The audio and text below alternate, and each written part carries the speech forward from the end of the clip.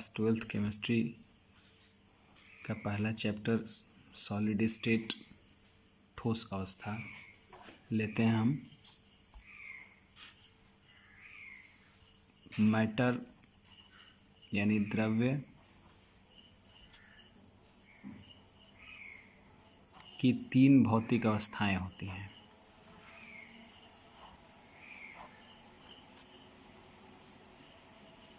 ठोस, दूसरा द्रव और तीसरा गैस। हमने ये पहले देखा है पिछले क्लासेस में। तो हम पहला टॉपिक जो लेते हैं वो ठोस अवस्था लेते हैं। ठोस अवस्था, सॉलिड स्टेट।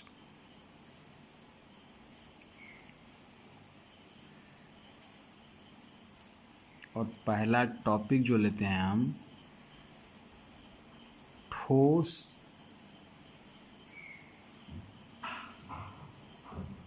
अवस्था में ठोसों के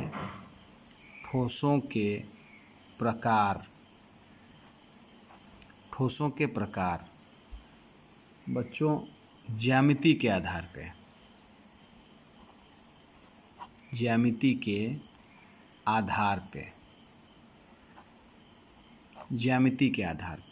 ये हमारा पहला टॉपिक होगा। गुण बच्चों ठोस ज्यामिति के आधार पे 2 प्रकार के होते हैं। क्रिस्टलीय ठोस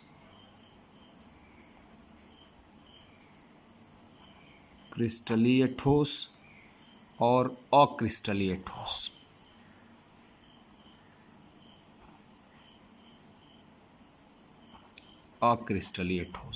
क्रिस्टलीय ठोस और अक्रिस्टलीय ठोस।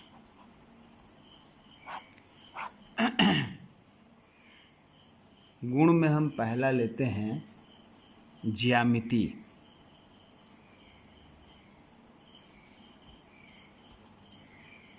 जियोमेट्री।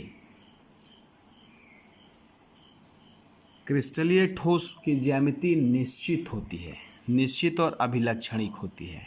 क्रिस्टलीय ठोस की ज्यामिति निश्चित और अभिलक्षणिक होती है।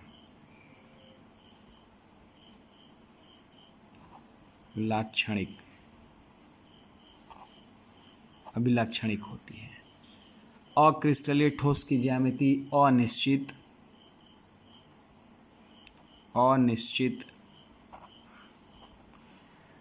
होती है।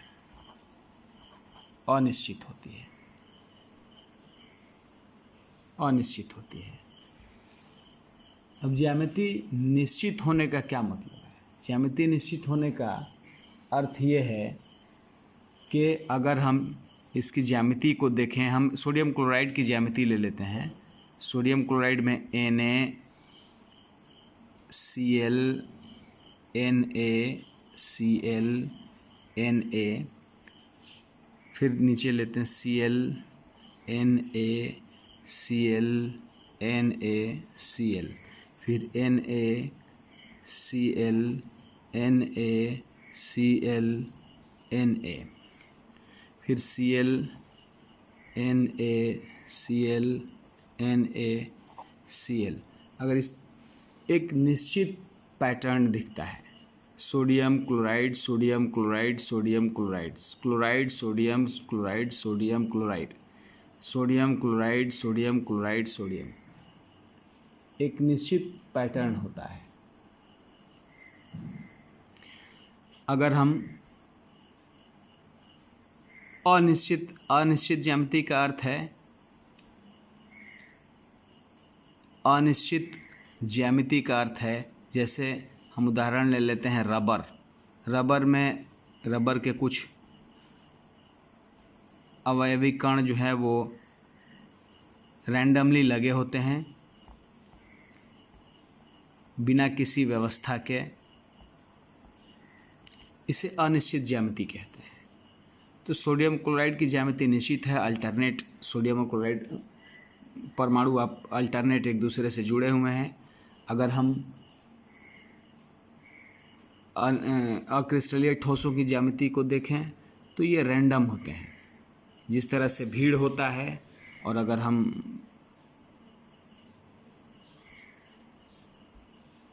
सोडियम क्लोराइड के स्ट्रक्चर को देखें तो ये अल्टरनेट सोडियम और क्लोराइड का अवयवी कण जो है आपस में फिक्स्ड होते हैं।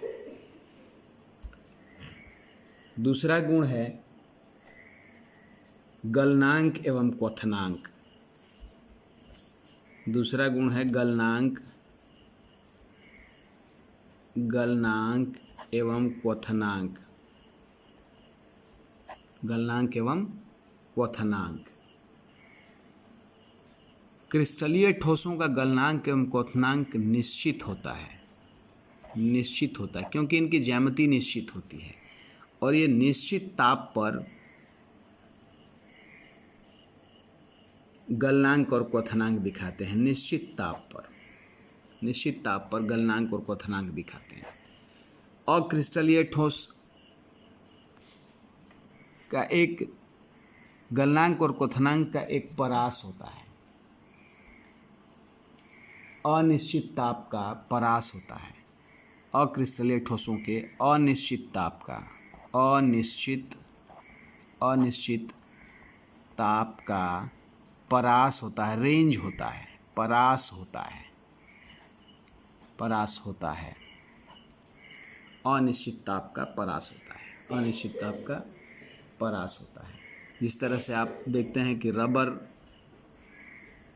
एक टेम्परेचर जोन में, टेम्परेचर रेंज में कहीं जलता है, कहीं पिघलता है, कहीं नरम पड़ता है, जबकि क्रिस्टलीय ठोस जो होते हैं वो निश्चित ताप पर, एक ताप पर वो पिघल जाते हैं और जब तक सारे उनके कण पिघल ना जाए, सारे अवयवी कण पिघल नहीं जाते, तब तक जो है वो ताप स्थिर रहता है। तीसरा गुण जो हम लेते हैं विदलन गुण।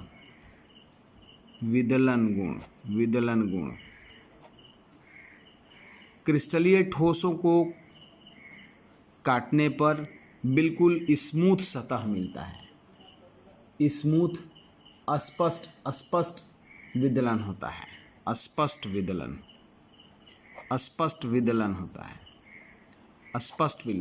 होता है।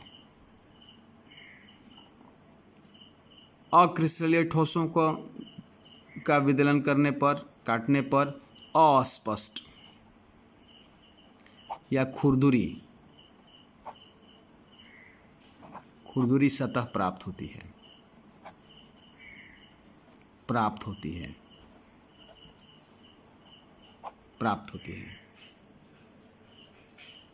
खुरदुरी सतह प्राप्त होती है। चौथा गुण जो हम लेते हैं वो शीतलन वक्र, बहुत इंपॉर्टेंट है, इसको समझना बहुत ज़रूरी है। शीतलन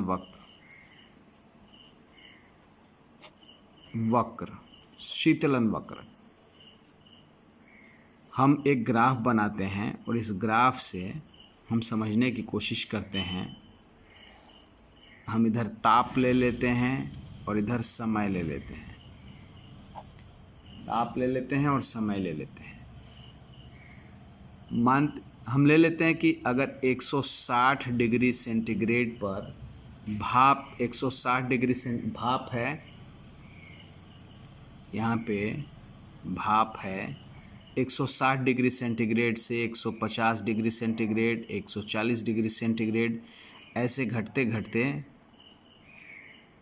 100 डिग्री सेंटीग्रेड तक आता है।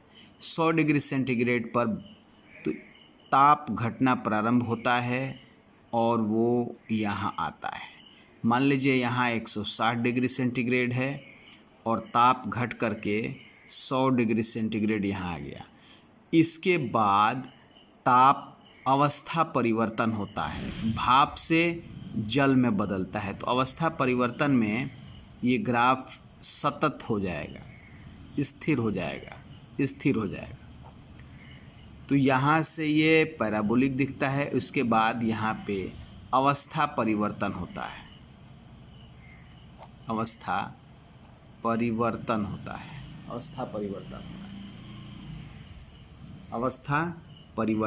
है। अब यहाँ भाप जो है जल की अवस्था में, यहाँ से यहाँ तक जल की अवस्था में आ जाता है। भाप जल में परिवर्तित हो गया, वाष्प वेपर जो है वो जल की अवस्था में परिवर्तन हो गया। अब मान लीजिए इसके बाद 80 डिग्री, 60 डिग्री, 40 डिग्री, 0 डिग्री पे आ जाता है, तो फिर अवस्था परिवर्तन होता है। फिर अवस्था यहाँ पे, फिर यहाँ से टेम्परेचर भाप ताप गिरना प्रारंभ होता है और एक स्टेज ऐसा आता है कि अवस्था परिवर्तन फिर होता है। अब जल से ठोस, जल से बर्फ़ में बदलना प्रारंभ हो जाता है। तो यहाँ पे ताप फिर स्थिर हो जाता है।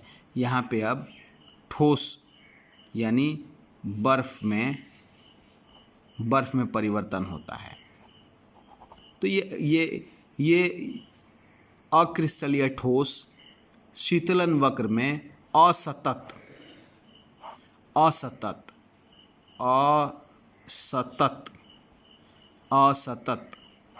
वक्र प्रदर्शित करते हैं। वक्र असतत वक्र होता है क्योंकि अवस्था परिवर्तन के कारण इनका वक्र असतत हो जाता है। अक्रिस्टलीय ठोस का अगर ग्राफ देखा जाए तो इनका सतत वक्र होता है। इनका सतत वक्र होता है, समय के साथ ताप गिरता जाता है और रेगुलर जो है चेंजिंग्स आते हैं। समय के साथ ताप गिरता है और सतत वक्र दिखाते हैं, सतत वक्र प्रदर्शित करते हैं। अक्रिस्टलीय ठोस, क्रिस्टलीय ठोस और अक्रिस्टलीय ठोस में शीतलन वक्र में ये बहुत इम्पॉर्टेंट है, इसको ध्यान से। अगला जो गुण हम लेते हैं, पांचवा गुण, वो प्रकृति का लेते हैं। प्रकृति का पांचवा गुण जो है वो प्रकृति नेचर का लेते हैं। क्रिस्टलीय ठोस वास्तविक ठोस होता है, वास्तविक ठोस होता है। अक्रिस्टलीय ठोस आभासी ठोस होता है, आभासी ठोस होता है।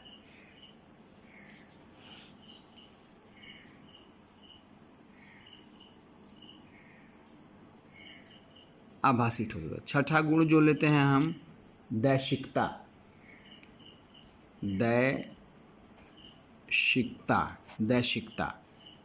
प्यारे बच्चों, जो हम यहाँ पे देखे हैं, इस स्ट्रक्चर को ज़रा ध्यान से देखें।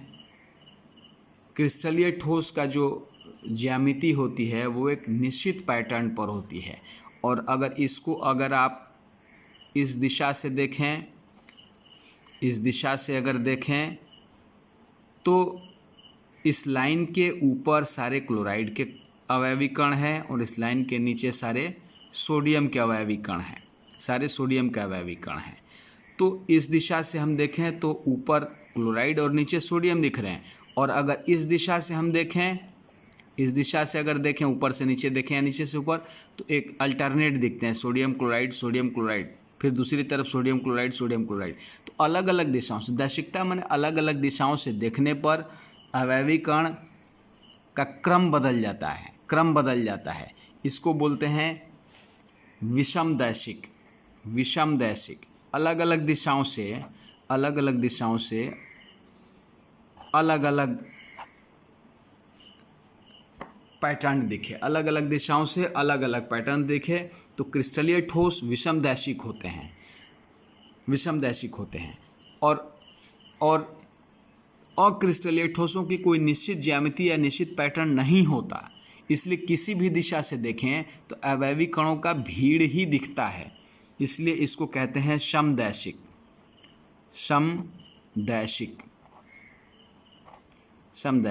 अक्रिस्टलीय ठोस समदैशिक होते हैं, अक्रिस्टलीय ठोस समदैशिक होते हैं और क्रिस्टलीय ठोस विषमदैशिक होते हैं। ये क्रिस्टलीय ठोस और अक्रिस्टलीय ठोस। अच्छा, ठोस के अवयवी कण अगर परमाणुओं से बने हों तो परमाणुवी ठोस कहलाता है। ठोस के अवयवी कण अगर अणुओं से बने हों तो आणविक ठोस कहलाता है, और ठोस के अवयवी कण अगर आयन हों तो वो आयनिक ठोस कहलाता है। बच्चों, ये बहुत इम्पोर्टेंट है, इसको बिल्कुल समझ लेना है। समझ करके आप अपने जहन को बनाएं ताकि हम आगे चलें। Thank you.